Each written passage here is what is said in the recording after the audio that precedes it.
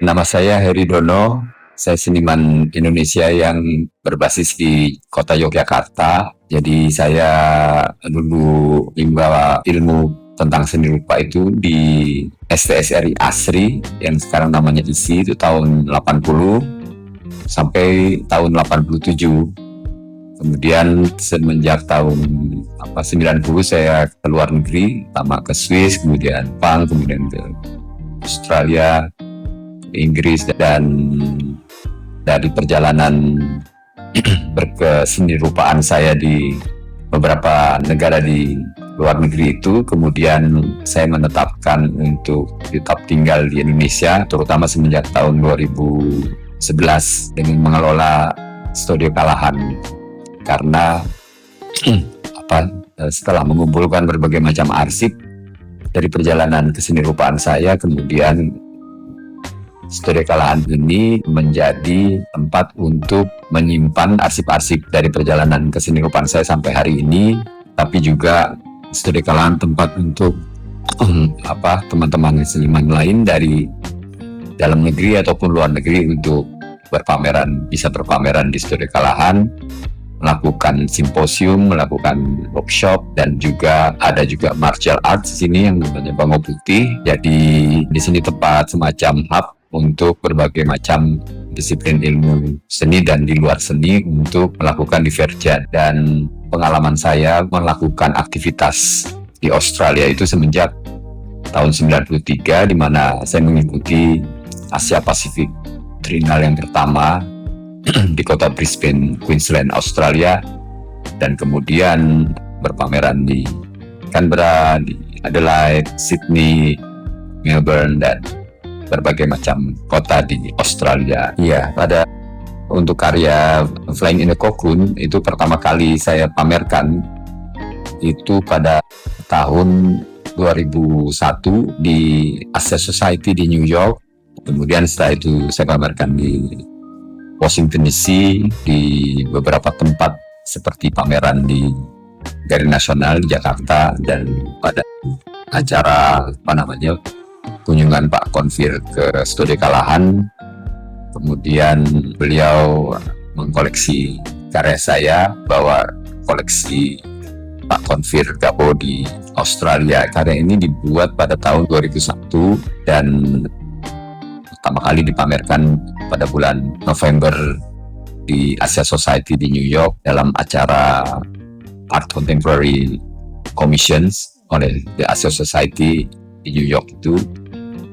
Dan karya ini sebetulnya dibangun yang berkaitannya dengan karya Flying Angels. Flying Angels itu bidadari terbang, yang artinya bahwa yang disebut sebagai bidadari sebetulnya adalah inspirasi. Di zaman Orde Baru, inspirasi itu diberi portal-portal untuk tidak melebihi atau melewati dari apa yang diatur oleh pemerintah, untuk tidak melewati batas-batas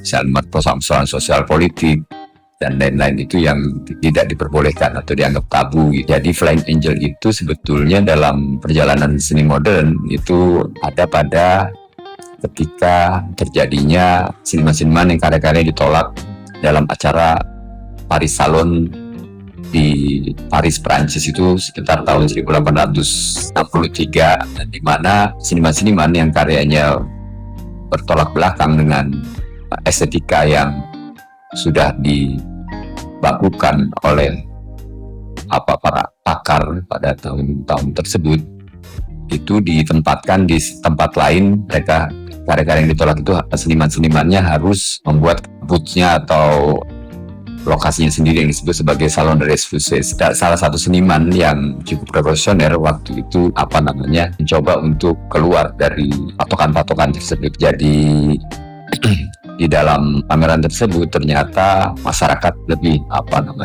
melihat bahwa karya-karya tersebut lebih baik daripada karya-karya yang ada pada Paris Salon. Salah satu seniman Prancis yang terkenal waktu itu namanya Gustave Courbet. Gustave Courbet itu mengatakan bahwa seni itu harus bebas dari dogma-dogma agama atau yang lain-lain, dan dia membuat statement atau kredo untuk melawan dominasi gereja pada waktu itu. Dia mengatakan perlihatkan saya bidadari atau angel, saya akan melukisnya gitu.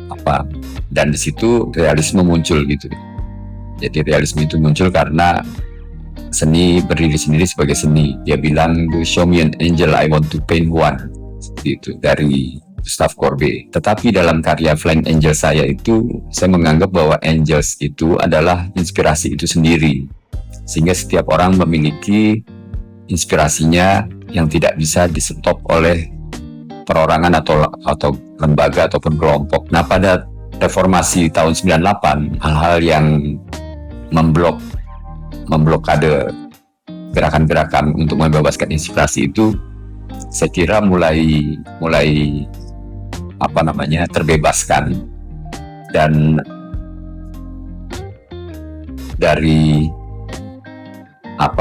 kekuasaan yang berubah pada saat reformasi itu, orang-orang yang berada di kekuasaan tetap menganggap bahwa mereka adalah kabinet reformasi walaupun tidak melakukan reformasi, sehingga cuma berganti orang dan mereka tetap melakukan gerakan-gerakan Orde Baru dengan nama kabinet reformasi. Dan Flying in the Cocoon sebetulnya satu kritikan mengenai metamorfose seekor kupu-kupu yang berasal dari kepompong. Biasanya dari kepompong itu keluar ulat, dan ulat itu nantinya menjadi kupu-kupu. Tetapi dalam karya Flying in the Cocoon itu, kupu-kupu yang saya metaforakan berbentuk bidadari itu tidak keluar dari kepompongnya gitu. Sehingga dia hanya melihat apa-apa yang ada di luar kepompong. Jadi bidadari seperti melihat perubahan-perubahan, tapi dia tidak melakukan perubahan di dalam bentuk pemerintahannya gitu. Jadi dari tahun 98, kemudian karya dibuat tahun 2001 itu satu proses di mana karya itu akhirnya terbentuk gitu. Jadi orang-orang yang berada di kekuasaan dan pemerintahan itu melakukan retorika bahwa mereka sudah melakukan perubahan, tapi dalam prakteknya mereka tetap melakukan hal yang sama gitu. Kira Flying in the Cocoon itu masih aktual sampai hari ini isunya. Iya, kalau untuk saya ini menarik sekali ya. Ballarat itu sesuatu tempat yang saya kira sangat bersejarah untuk hadirnya peristiwa tentang eksistensi orang-orang, terutama orang-orang Jawa yang ditahan oleh pemerintah Australia pada waktu itu karena dianggap mereka adalah orang-orang Jepang. Terus akhirnya mereka membuat gamelan dengan besi-besi bekas untuk menunjukkan bahwa mereka bukan orang Jepang gitu, waktu dipenjarakan di sana di daerah Ballarat. Dan saya kira museum di Ballarat itu gamelannya masih ada di museum Melbourne itu, yang namanya gamelan De Gaulle, karena mereka ditahan di De Gaulle di Papua gitu. Jadi saya kira museum di Ballarat itu akan terkoneksi dengan sejarah Indonesia, yang saya kira kalau kita melihat film dari George Evans tentang Indonesian Calling, kita bisa melihat bahwa Australia itu sebetulnya awal-awal mendukung hadirnya pemerintahan Indonesia, terutama para kaum buruh yang berkoneksi dengan kaum buruh Australia pada waktu itu. Jadi museum di Ballarat ini saya kira tempat yang lokasinya sangat tepat, dan saya kira kedepannya itu koleksi-koleksi yang ada pada Pak Konvin Gabo ini dilihat sebagai sesuatu yang tidak hanya dari estetikanya, tapi juga dari kesejarahannya dan juga hubungan antara kebudayaan Indonesia dan Australia, yang saya kira masyarakat Australia itu sangat akrab dengan masyarakat Indonesia.